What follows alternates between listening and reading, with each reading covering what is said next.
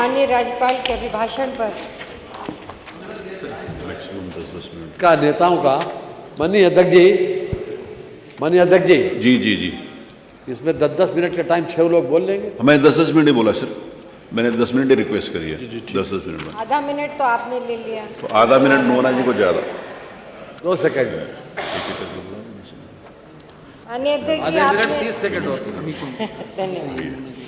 माननीय अध्यक्ष जी आज आपने महामहिम राज्यपाल के अभिभाषण पर जो प्रस्ताव आदरणीय शिवपाल जी ने रखा, मैं उसको बल देते हुए अपनी बात को रखना चाहती हूँ। माननीय अध्यक्ष जी, इस अभिभाषण को कि इस पुस्तक को लगातार पढ़ा, देखा, कई बार पढ़ा, पर उसमें कुछ मिला नहीं पढ़ने के। भाषण के लिए जब बोलने के लिए तैयार हुए तब भी बहुत बार सोचा कि शायद कुछ तथ्यात्मक चीज़ इसमें निकल आए, पर ये कोरी किताब सफ़ेद कागज़ पर सरकार की झूठ की काली स्याही से जो इबारत लिखी गई है उसकी पुस्तक है। पर फिर भी बहुत मेहनत करके कुछ चीज़ें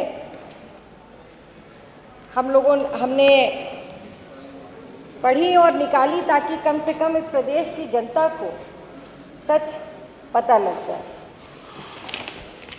सबसे पहले तो कानून व्यवस्था पर, और जैसे ही मैं बोलूँगी मुझे पूरा भरोसा है कि हमारे संसदीय कार्य मंत्री जी उसका तर्क जरूर देंगे। पेज नंबर 3 पर शुरुआती वहीं से की गई कानून व्यवस्था से, मैं सबसे पहले उसी पर अपनी बात को रखूंगी।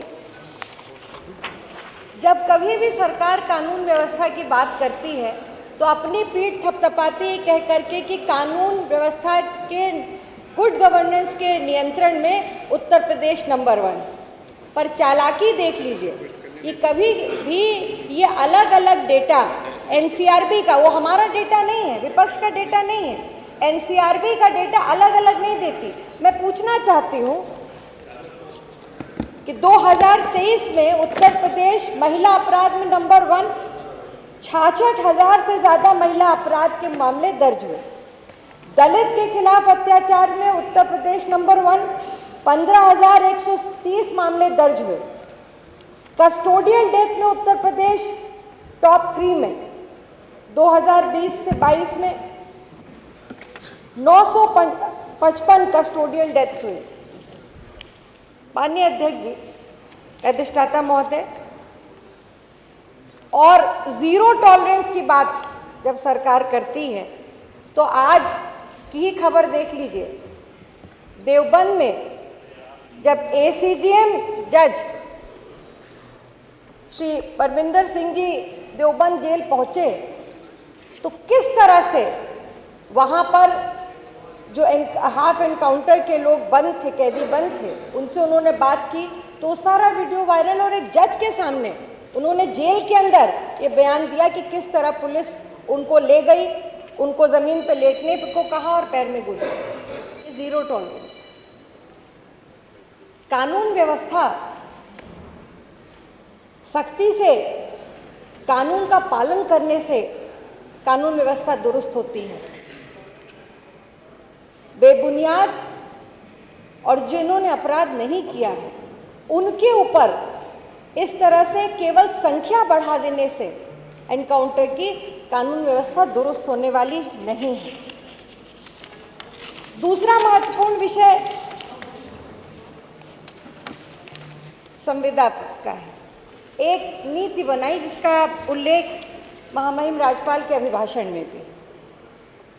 मुझे तो नहीं समझ में आता माननीय अधिष्ठाता महोदय कि ये सरकार है या आउटसोर्सिंग वाली सरकार। बाल विकास पुष्टाहार में लगभग 2.88 लाख लोग हैं। निकाय में 1.7 लाख कर्मी कार्यरत हैं आउटसोर्सिंग के। स्वास्थ्य विभाग में डॉक्टर जैसे महत्वपूर्ण पद पर 50 से भी ज़्यादा पद अभी खाली है और संविदा और आउटसोर्सिंग के माध्यम से भर्तियां सुनिश्चित की जा रही हैं। यहाँ तक कि स्पेशलिस्ट डॉक्टर्स को भी संविदा पर नियुक्त किया जा रहा है। शिक्षा विभाग का तो हाल इतना खराब है कि अगर ये संविदा वाले कर्मी ना हो टीचर, तो स्कूल में पढ़ाने के लिए बच्चों के पास टीचर भी नहीं हो। और 5000 कंप्यूटर शिक्षक भी अभी संविदा पे भर्ती किए जा रहे हैं। परिवहन विभाग आधे से अधिक पद आउटसोर्सिंग के जरिए भरे गए। प्रदेश में चतुर्थ श्रेणी की भर्ती पूरी तरह से, लगभग पूरी तरीके से आउटसोर्सिंग पर है।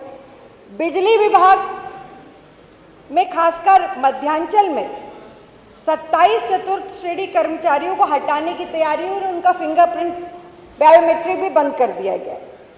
मैं ये जानना चाहती हूँ कि उत्तर प्रदेश में 93 से अधिक सरकारी विभागों में 11 लाख से अधिक संविदा कर्मी हैं। क्या ये सरकार, मुझे तो डर लगता है कि जैसे सारे सरकार आउटसोर्स हो रहे हैं, किसी दिन सरकार भी आउटसोर्स ना हो जाए। जिस तरह से सरकार के पास, और अभी भी लगातार आज हमारे साथी ने एक प्रश्न में पूछा, बड़ा स्पष्ट प्रश्न पूछा था कि संविदा कर्मी के लिए जो आपने निकाय बनाया, बहुत अच्छी शुरुआत की। इसी सदन में माननीय मुख्यमंत्री जी ने उसकी घोषणा की, पर अभी तक वो जो बना है कमीशन, ना उसके गठन के बारे में जानकारी है, ना उसके सदस्य कौन कौन है उनकी जानकारी है, और ना ही अभी तक उसकी बैठक हो रही है। इन संविदा कर्मियों की क्या भविष्य होगा, ये सरकार को बताना चाहिए। अब आर्थिक विकास की जो जादुई आंकड़े प्रस्तुत करते हैं, मैं उस पर भी आना चाहती हूँ। सरकार कहती है कि 2024-25 में हमारी जीडीपी 30 लाख करोड़ हो गई, 25-26 में 36 लाख करोड़ पहुंचाने का अनुमान है, मानिए इसी अभिलेख में लिखा है। और 2030 में प्रदेश 1 ट्रिलियन इकोनॉमी बनाने का लक्ष्य है। बहुत अच्छी बात है, उत्तर प्रदेश 1 ट्रिलियन इकोनॉमी बन जाए, ये हम सबके लिए बहुत खुशी की बात है।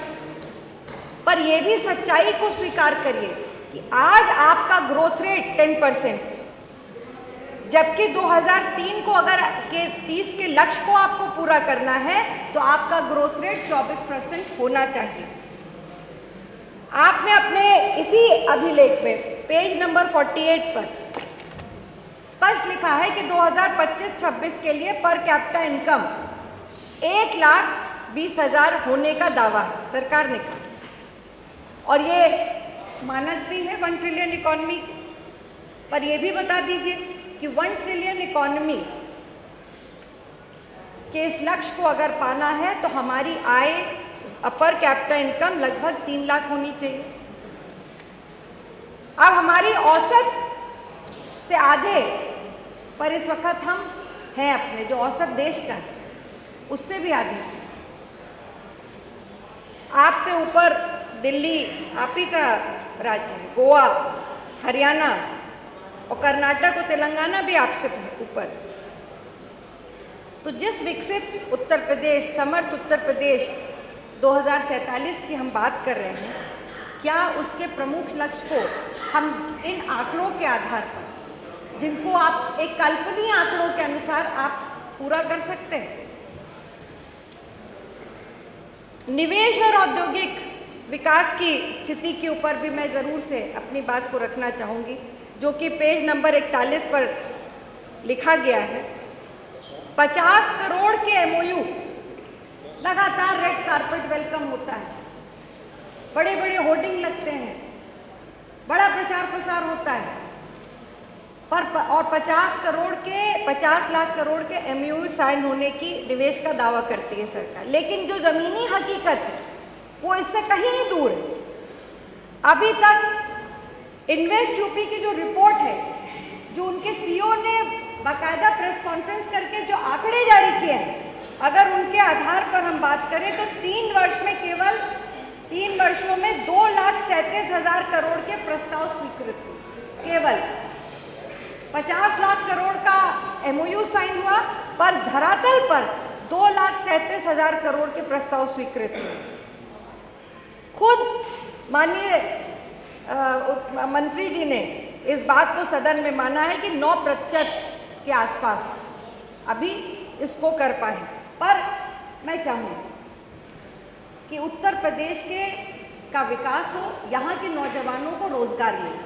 मैं तो ये भी कहूँगी कि अगर ये जो ये आंकड़े हैं ये सच होंगे तो उत्तर प्रदेश के नौजवानों को रोजगार मिलेगा। क्यों नहीं सरकार वाइट पेपर जारी करती है इस पर और ये बताए कि ये जो इंडस्ट्रीज लगी हैं कहाँ लगी और कितने नौजवानों को इसका रोजगार मिला है। माननीय अधिष्ठाता महोदय, किसी भी उद्योग के लिए, किसी भी उद्योग के विकास के लिए सबसे जरूरी है पावर, बिजली। और वास्तविकता बिजली की क्या है? पिछले जून में अधिकांश मांग 31,000 मेगावाट से अधिक की थी, 31,000 से अधिक थी और लगभग उतनी हमारी जो जनरेशन है लगभग उतना है, 31,000 के आसपास। अब मैं ये जानना चाहती हूँ कि अगर आप उद्योग लगाएंगे तो ये जो बिजली की कमी है आपूर्ति आप कैसे करेंगे? आप महंगी बिजली खरीदेंगे या आपके पास कोई रोड मैप है इसको पूरा करने का?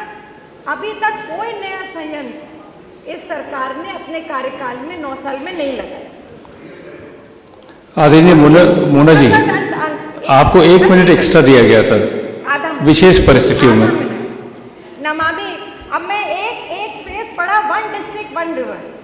मैं ये नहीं समझ पा रही हूँ माननीय अधिष्ठाता महोदय कि जब सरकार नमामि गंगे के 2025-26 के 16,000 करोड़ के बजट को नहीं खर्च कर पाई, मात्र 1,400 खर्च कर पाई, तो ये 1 डिस्ट्रिक्ट 1 रिवर की बात क्या करते हैं? गंगा को पहले माँ गंगा को साफ करिए तब बाकी नदियों की बात करिए।